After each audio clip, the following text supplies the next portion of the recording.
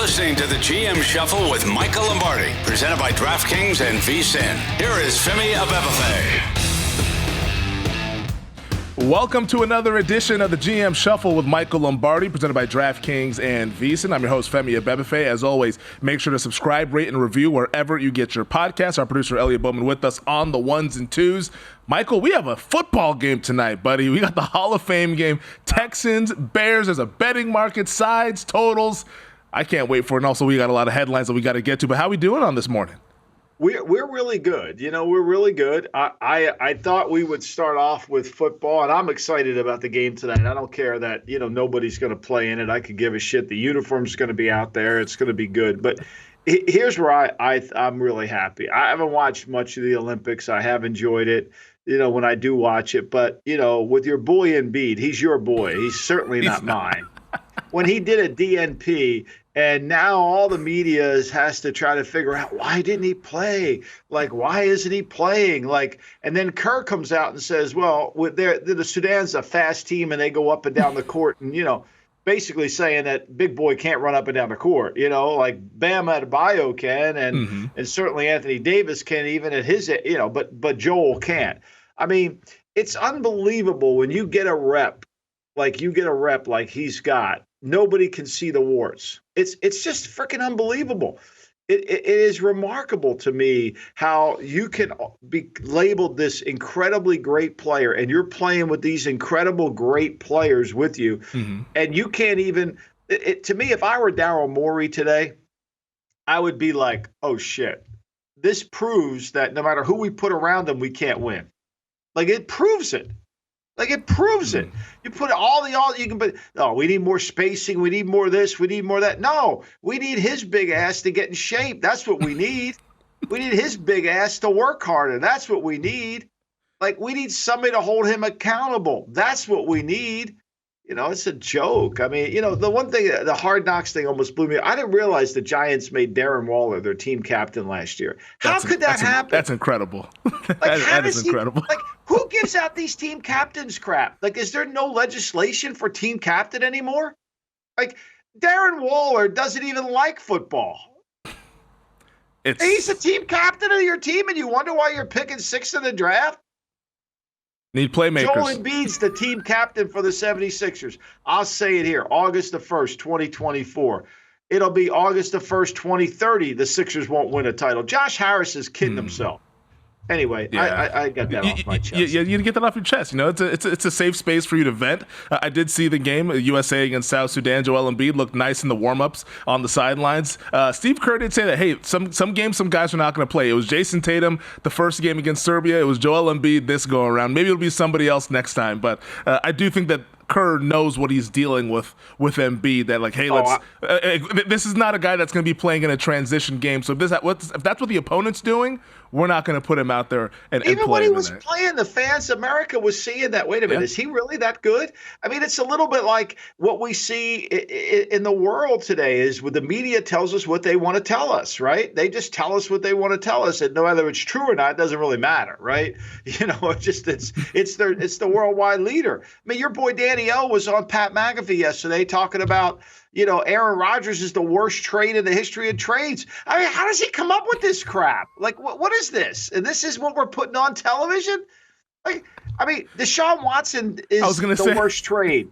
How are you going to get – Herschel Walker. Did this guy do any homework before he got on the air? Or Russell Wilson. Kidding me? Yeah, Russell Wilson. I mean, I'm sure Broncos fans are saying, hey, did you forget about what we did a couple years ago? Or Cleveland Browns fans giving Watson all that money? Like Rodgers, he's only played, 4 plays for the New York Jets? But let's at least see what it looks like in 2024 before we declare that potentially the worst trade in NFL history. It just seems – there's a lot of stupidity going around. This is stupid time, though. Before the games start, we're a month out. This is around where we get to stupid time. Then eventually we'll actually get to the real games, and then the truth will reveal itself.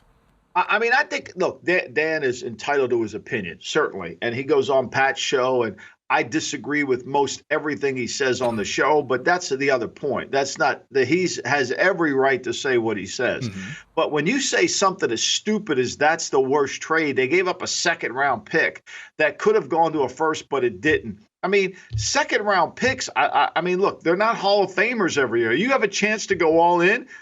nobody's been more critical on Joe Douglas than I have. Yep.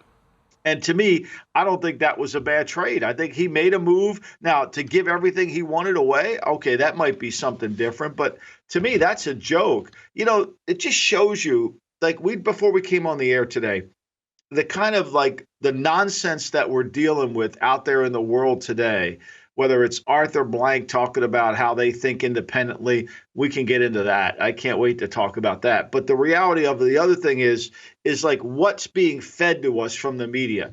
So how many times have you read Tariq Cohen looks like a superstar, looks like he's back to his old self, right? How many times have you read this? Earlier, it was a couple days ago, I saw on my timeline Tariq Cohen talking about how he's down to his playing weight. He looks really good in Jets training camp. We're expecting Tariq Cohen to be the guy that we saw prior to the injuries with the Chicago Bears. That's what I at least saw on my timeline. Right. And now he retires from football. This morning right? He did. Yes.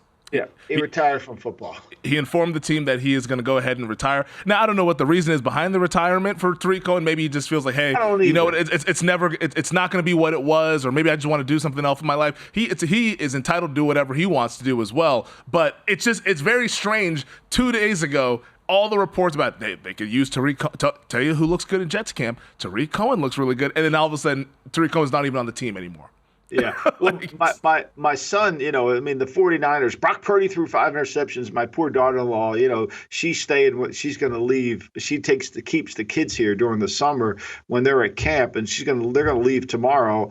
But when she reads the reports that, Purdy, and then, she calls her husband up on the phone, and he's like, oh, no, that was, it's like there's 2 different reports. There's the report we see on the air coming from Twitter, and then there's the reality of it. And I think, to me, and everybody has a job to do. I'm not arguing that, right? But I think you got to clamp it down a little bit. Like, there's an agenda behind every story. The reason I have this kind of messed up attitude about the media is because I worked for Al Davis for 10 years, and that's all he drilled into you is don't believe what you read. Don't believe what you read. Don't believe it. It's bullshit. There's an agenda behind everything you're reading.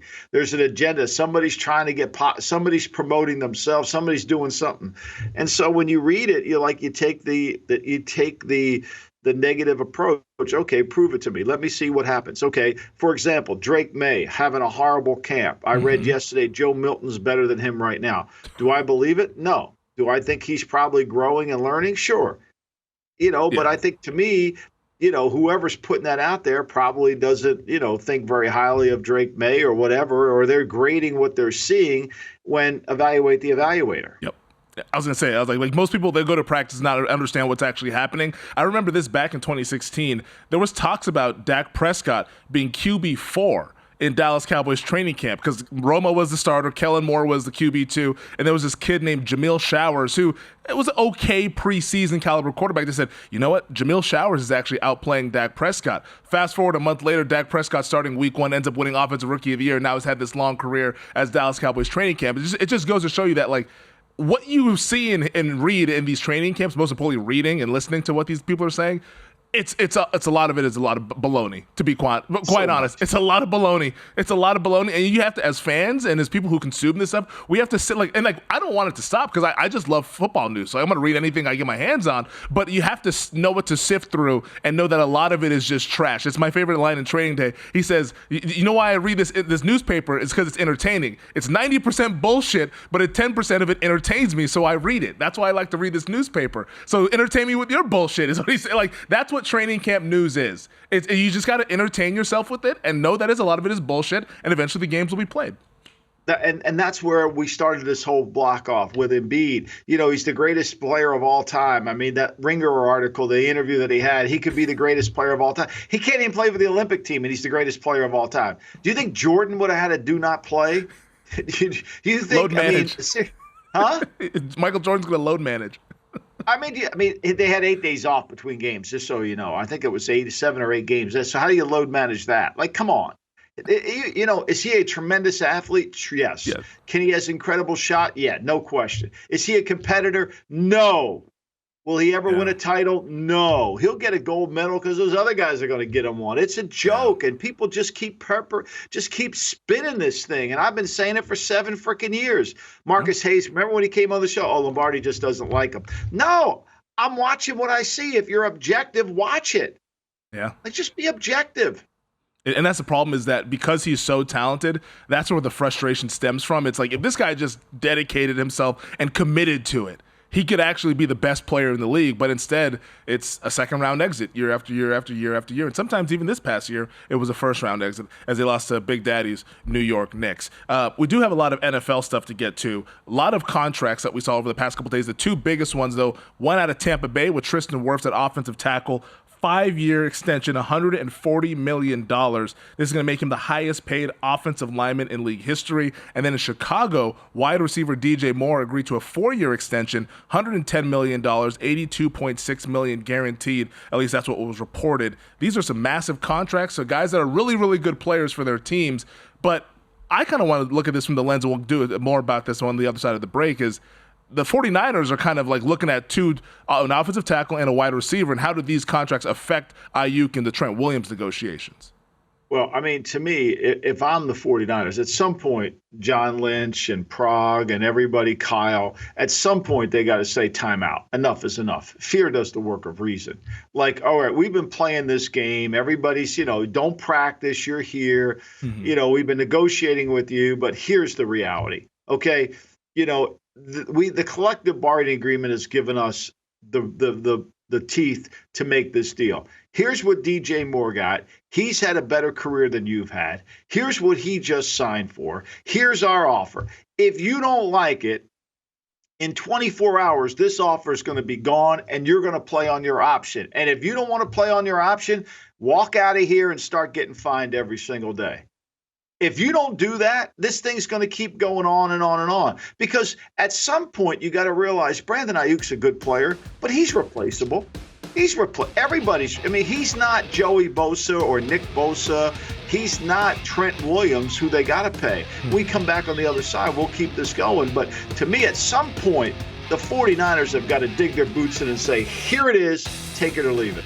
Yeah, deadlines make deals, as we often say, and right now there is no deadline in sight. It's sort of hanging out in limbo as Aiyuk attends training camp to avoid the fines, but still not participating in team activity. We'll discuss more on the other side.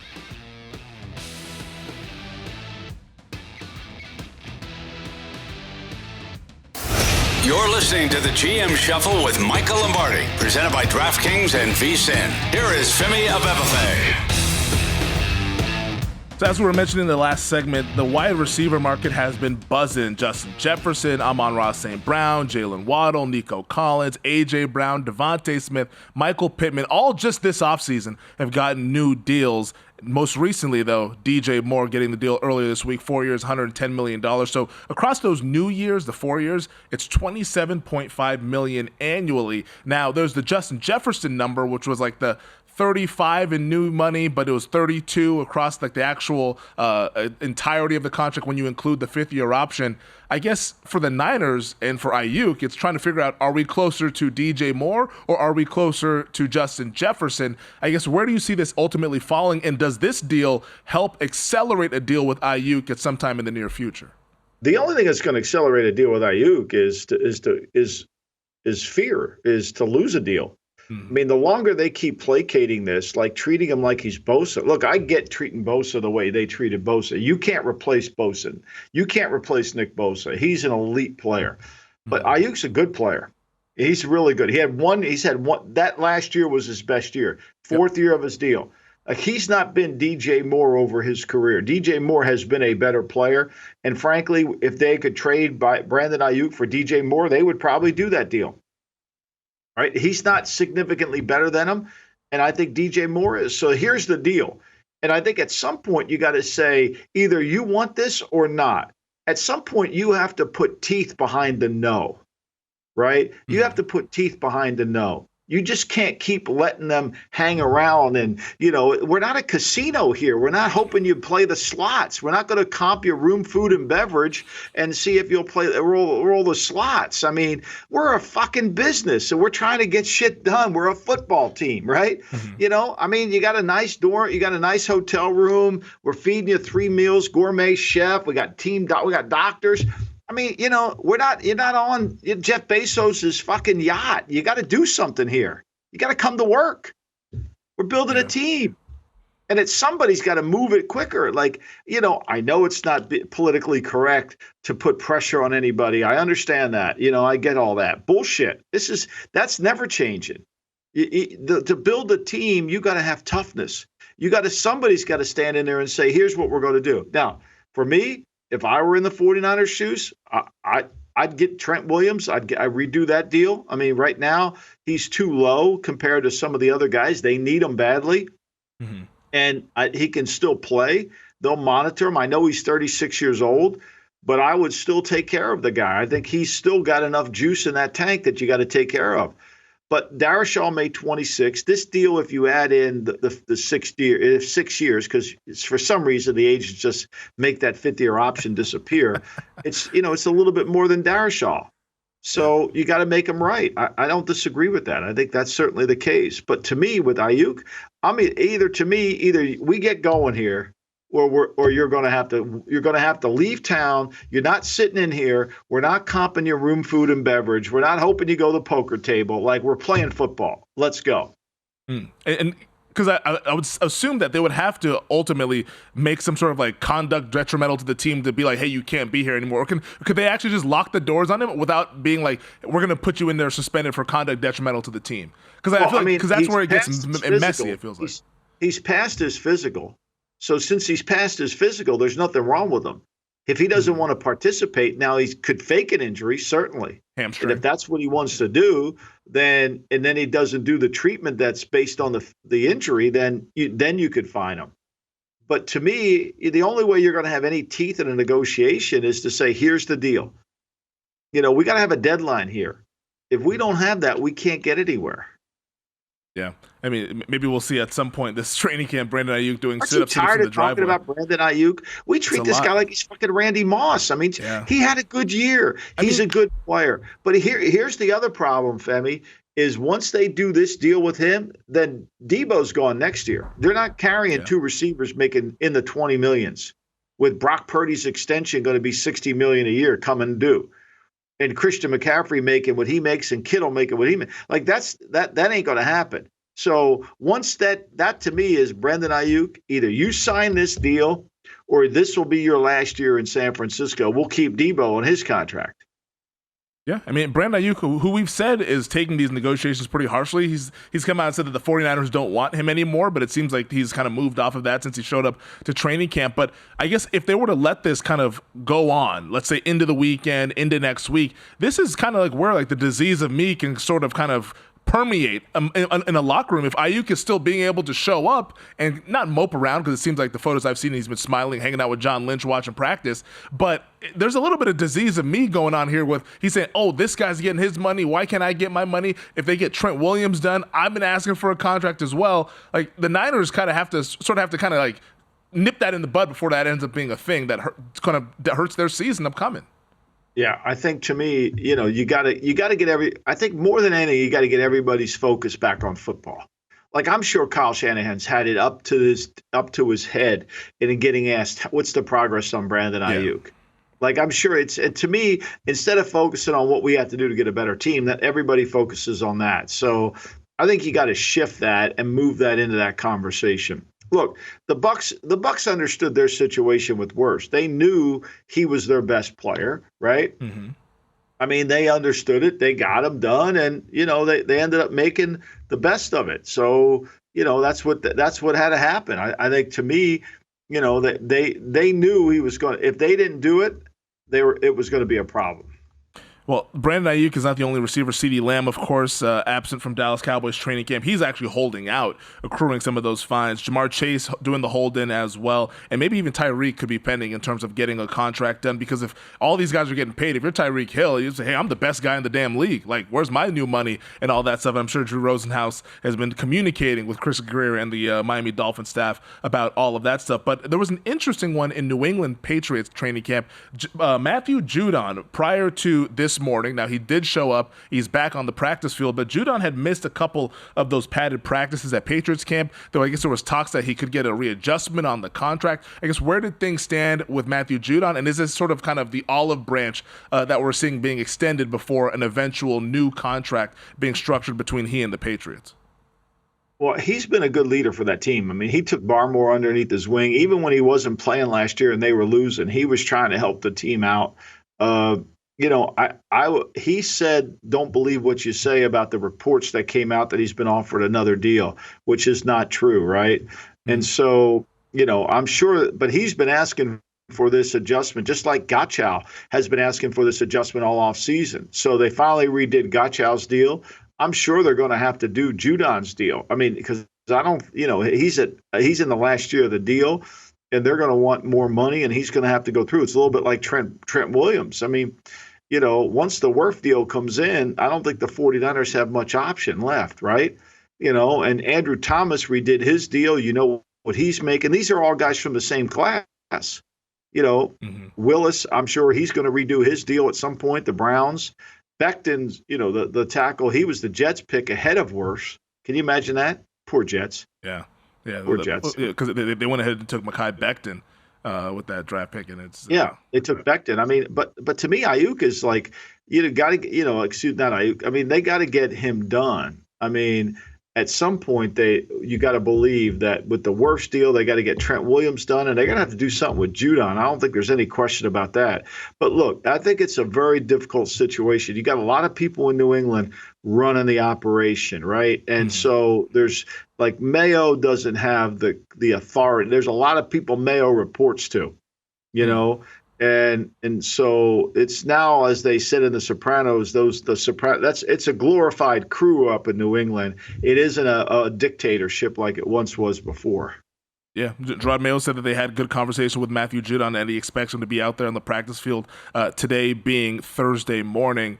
Said the philosophy is to keep as much of this stuff in-house as possible. That's Mike Girardi reporting that. But Mayo was also asked recently this week about if he's had communication with Bill Belichick. And he said, quote, I haven't had a lot of communication. I learned a lot from Bill, but it's a different time. It's a different era, and hopefully we can have that same success. I guess... What is? I mean, Mayo's divorced himself from everything Bill's done. I mean, Bill took Mayo in as a first-round pick, taught him how to, basically nurtured him the whole way through, took him in as a coach when his career was over with, and then, taught him everything that he knew, like he did Josh McDaniels, like he did Matt Patricia, like he's done all the coaches that have gone through there. So, the fact that there wasn't a phone call, well, I mean, obviously, Mayo, he can call too. I mean, if he wanted to, but I think Mayo is on his own program by clearly the indication of how they want to divorce themselves. Besides signing all the players that they said Bill couldn't draft, they want to divorce themselves from the past regime. So why would there be a conversation? I mean, There was how many years of conversations between the two of them? Bill mentored him for how long? What do they need a conversation for? What's he supposed to do? Send him a cake and say, "Oh, great, you got the job now. I'm happy for you." Give me a break, please. I guess tell him about all the nooks and crannies of the office that he's sitting in. He was in there last year. He watched everything. I mean, Bill saw what he was doing. Yeah. Everybody in the building knew that Mayo was going to get that job at the end of the year. I mean, Mayo was meeting with the owner privately. So, like, don't pretend this was an easy transition. It was pretty obvious what was going on. Oh, 100%. I mean, and who knows? Maybe Mayo's even being instructed not to reach out to Bill. Like that could be a thing too. Like maybe some of the people that he's reporting to say, "Hey, like we want you to be Gerard Mayo. We don't want you to try to reinvent the wheel of Bill Belichick." Well, I think to me, it's like they've clearly divorced themselves from Bill. Mayo too. Mayo too. Mayo, even though Mayo worked for Bill for all those years, Mayo doesn't represent the program the way it was. If he did, you would hear it. You don't hear it. Mayo wants a softer, kinder, gentler program. And he has every right, because that's what the Kraft family wants him to do. Exactly. He has every right to have that. But don't try to pretend that, Mayo's not one of these guys that sat there and said, oh, I'm going to listen to what Bill says. Mayo's got his own opinions. He thinks he knows what he's going to do. And I'm going to keep saying this, like ex-players who go from playing to coaching without a lot of experience, they might know the technical game, which I'm not saying Mayo does, but they sure as hell don't know how to lead and handle leadership in a complete fashion, which we're starting to see there. And watch as this thing goes on. Yeah, it's a really, really interesting training camp that's going on. We talked about the Drake May reports, which I just kind of scoffed at those. I was like, you know what, whatever, it's training camp, who cares?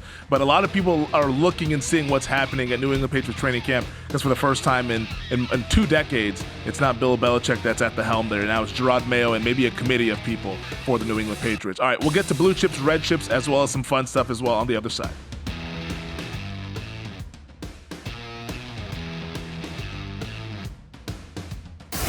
You're listening to the GM Shuffle with Michael Lombardi, presented by DraftKings and VSiN. Here is Femi Abebefe.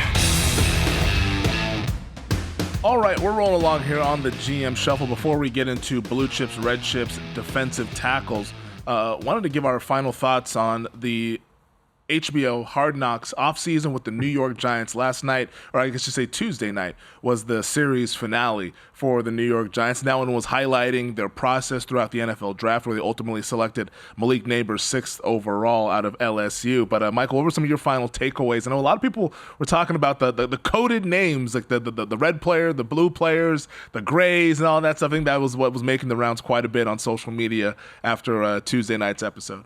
Yeah, I don't know why they would let that out. I mean, you could see the ones they had character grades on. You could see the ones they had medical grades on. I don't know why. I mean, it wasn't their draft board. It was the order of which they were getting selected. But to me, as I keep saying all along about this Hard Knocks is, I just feel like there's not a systematic approach to it.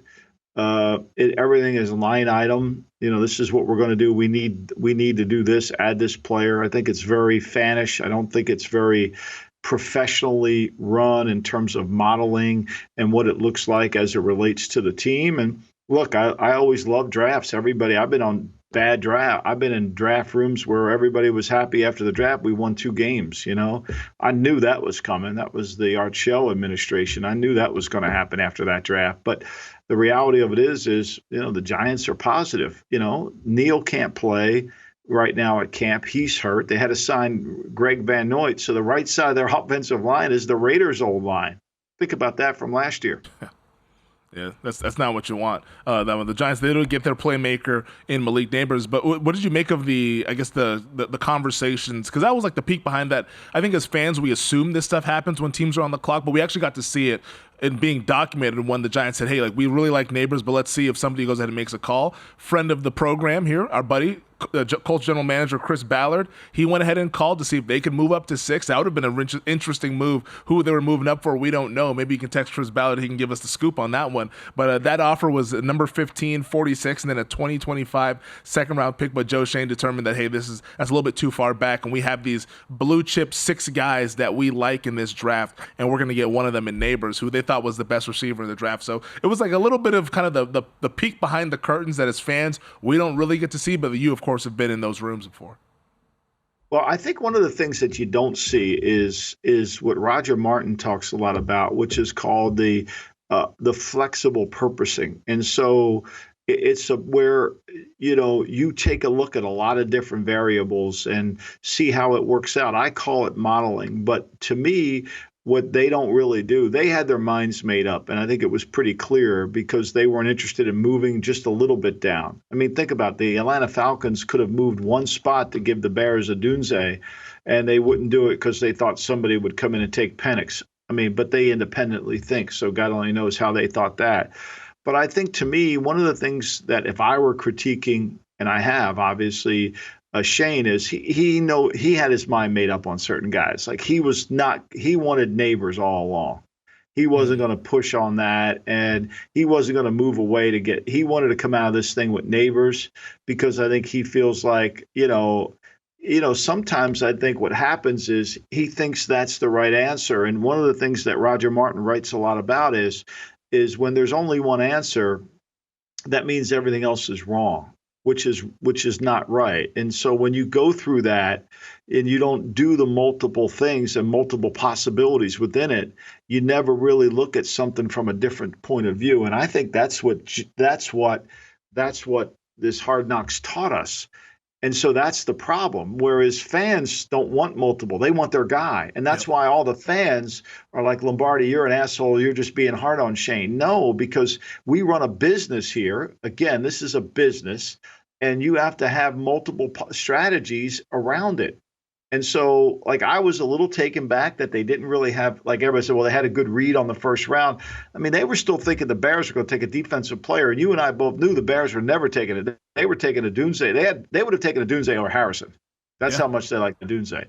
I'm not saying they're right or wrong. I'm just saying that's what it was. So I think, to me, I think that's the one glaring weakness that I saw in this whole process of insight into the Giants, and one of the reasons why I think they have a hard time getting out of their own way. They're the classic case of a team that limits their possibilities. Did you ever watch the movie Draft Day with Kevin Costner? Never watched the whole thing. I mean, they filmed it when I was there. I got to spend time with with Costner, and Jennifer Gardner was there, and the great producer Ivan Reitman, who was tremendous. I told Ivan Reitman when I met him the first time when he came in my office, I said, Mr. Reitman, you have done so many movies that your claim to fame is when they're on television, you can't change the channel. Like, if you're flipping and Stripes is on, you're not changing. And you've seen it 100 times.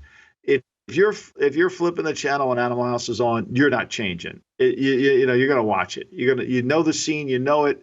You're just going to melt into it. If Ghostbusters, you're going to watch it. So he laughed at that, but no, I didn't watch the whole thing. It's interesting because, like, Kevin Costner, who plays the general manager for the Cleveland Browns, very early in the movie. For those who haven't seen it, sorry, spoiler alert. It's been out for a decade though, so who cares?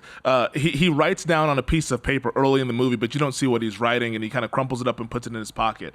And then later on in the movie, he throws it into the trash can or whatever, or I think he leaves it on his desk, and Jennifer Garner ultimately sees what was on the paper, and it said Vontae Mack no matter what, which was Vontae Mack was played by the late Chadwick Boseman, and he was this pass rusher out of Ohio State, obviously a fictional player, but that's who he wanted with the number one overall pick, and that he wrote it and made up his mind saying, no matter what we do in this draft, we're coming out of this with Vontae Mack. And it felt like for the New York Giants, 2 weeks prior to the draft, when they finally realized that Drake May was never going to be a possibility, that the Patriots were not trading down, I think Joe Schoen was like, Malik Neighbors no matter what. Like, I don't care what people call up and say, it's Malik Neighbors, we're going to stick and pick at 6, and we're going to get our guy. Because, like, once they saw that the Chargers took Joe Alt, which they finally commented on Joe Alt, said that was a good pick. Once we saw that, they were, like, high-fiving, like, okay, whoo, Neighbors is there on the board at 6, and now we can go ahead and get our guy, which was his mentality going in the entire time. Yeah, and I just never felt like they ever talked about how are we going to beat Philly. Like, and I've had that ingrained in my head for so long from Al Davis. Like, how are we going to win the West? How are we beating the Chiefs? How does this guy match up? Mm-hmm. I never hear them talk about what do we have to do, because this is a team that's got a 36% winning percentage since Tom Coughlin left the building, and they never talk about what they have to do to beat their opponents. And their opponents are Washington, Philly, and Dallas. It's not the rest of the league. They can't even get out of their own division. That's what bothers me.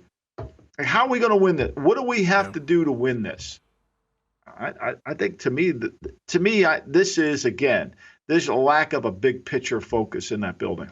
Yeah. What do we have to do to win the division? Because that's the first step of every NFL team is win the division, get a home playoff game, then win the playoffs, and ultimately win a Super Bowl. Giants have not won the NFC East, I believe, since 2011, which was the year that they did win the Super Bowl many, many years ago. All right, let's get to the blue chip, red chips.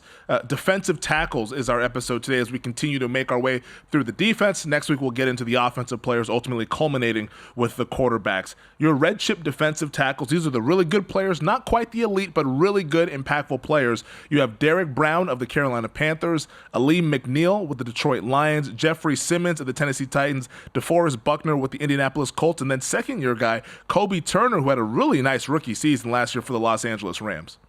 Yeah, I mean, he played better than Jalen Carter did. I mean, at the end of the day, he did. Now, look, Jalen Carter, I think one of the things the Eagles, I think this is one of those untold stories that have happened. Eagles changed their medical and they've changed their approach to how they're practicing. And I think a lot of it was Carter's decline during the season, Jordan Davis gaining weight. I think the team wasn't in shape. Again, I think they've made some changes in their strength program. They brought Peter DeLuca back, who was there when they won the Super Bowl, to be their team doctor again. I think that's a good move. So I think certainly Carter and Zach Zeiler could be, Zeiler, I mean, these two defensive tackles from Miami were putting pressure on people constantly inside. They're getting quarterback hits, which is what you want. So I put Jeffrey Simmons on there. I didn't think he had the same year. He was hurt, but he's such a good player. It's hard to not have any list without Jeffrey Simmons on it. He's a dominant player, and he will be even better when he gets forward. When he gets some help next to him, so I kept him on the list. But on these Reds, I think there's no question that when you look at the list, that some of these young players like Turner was really good. And if you get a good three technique, I mean, you can go somewhere. I think McNeil at Detroit, with his power and push the pocket back with Hutchinson, is really good. Buckner's still a good player no matter how old he gets. Oh, 100% there, yeah. And McNeil, if they can get really good play out of DJ Reader, who's coming off the injury last season, if he's good to go, and those guys are pushing the pocket and Hutchinson's coming around the edge, all of a sudden Detroit, that defensive line now becomes a strength. The offensive line is already a strength, and the more you look at that team, the more you like. They are just absolutely loaded on both sides of the ball. All right, let's get to the cream of the crop, the elite defensive tackles. It's a little bit sad to no longer see Aaron Donald on this list. He was, I'm sure, on this list for a decade straight as he has gone off into retirement, and sort of 5 years away will be walking into Canton for the Hall of Fame. But your defensive tackle, speaking of the Giants, their guy, Dexter Lawrence, is on this for the Blue Chips. Chris Jones of the Kansas City Chiefs, Quinnen Williams with the New York Jets, Christian Wilkins now with Las Vegas Raiders after being in Miami, and then Justin Madubuike with the Baltimore Ravens, who had a breakout season this past year. Madubuike had 33 quarterback hits from the inside. I mean, TJ Watt had 36. But I mean, you don't realize that's 33 times he hit the quarterback in the paint. I mean, Zeiler down in Miami hit him 22 times. I mean, when you look at when you look at Wilkins, he hit the quarterback 23 times in the paint.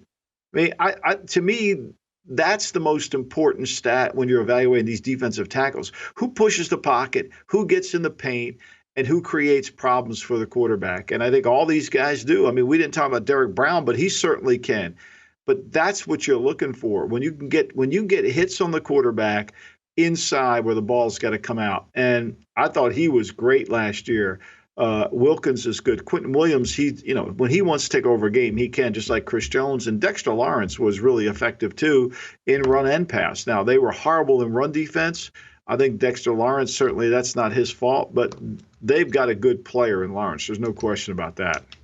Who do you think, because two of their players are on this list here, and of course we had the edge rushers, Max Crosby was on that list, but who do you think has the better defensive front? Is it the Raiders or the Giants? I'm not saying that these are the best ones, but of course they made big additions. Brian Burns now with the Giants, so they have Burns, they have the Dexter Lawrence, obviously, they have Kayvon Thibodeau, who they drafted a couple years ago, and then you have the Raiders, who have Max Crosby, who's arguably the best defensive player in the league, maybe even. You have Christian Wilkins, you have Malcolm Kuntz, who came on at the end of last year, Tyree Wilson, length, strength, he has it. Can he figure it out in year two? Which of those defensive fronts do you think is the better one?